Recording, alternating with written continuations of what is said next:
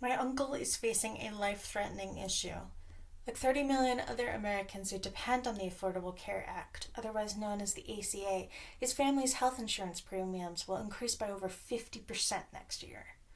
My uncle has 4 sons, and 2 have high support needs. They require a lot of constant medical care. Yet he voted for this disaster. My uncle, like millions of other Republican voters, did not think that his chosen president would ever put his health and finances in jeopardy. After all, the president promised to destroy just Obamacare. But of course, Obamacare is the ACA. The president is simply keeping his word. How could this happen? Why would such a large segment of the population vote against their own interests? As Americans, we are not paying enough attention to what our candidates actually stand for. If we want to protect our democracy, we need to vote smarter. We are too used to the two-party system. At this point, we merely blindly vote along party lines. It is not enough to just show up at the voting booth. As American citizens, we need to actively vet our candidates and ensure we choose the people that will best protect our rights. We need to vote smarter.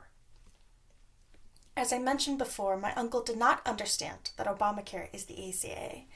As a lifelong Republican, he was convinced that Obamacare had to be bad because a Democratic president had enacted it. He was tricked into believing that destroying Obamacare had nothing to do with him when a simple Google search would have shown him the truth. You don't have to be a political expert, but you need to be aware of what your candidates say about life-changing issues outside of heated rallies. It's not just healthcare that confused American voters in 2024. Take, for instance, the Supplemental Nutrition Assistance Program, or SNAP. While campaigning, our current president promised to cut what he called superfluous government spending by scaling back SNAP. He claimed that these programs were mostly used by immigrants and needed to go.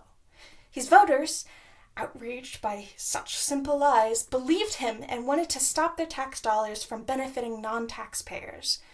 A quick online search would have revealed that the opposite is true. Illegal immigrants are ineligible to receive SNAP benefits, and over 90% of SNAP recipients are born in the U.S.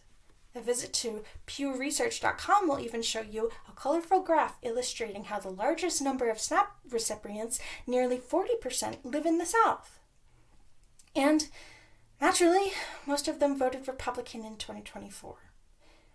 If lower-income Republican voters in the South had done their homework, I don't believe they would have voted against SNAP. Americans are being threatened with starvation, and voting smarter would have saved them. American farmers are equally guilty of not voting in their best interests. According to Pew Research, our current president won almost 70% of the rural vote in 2024.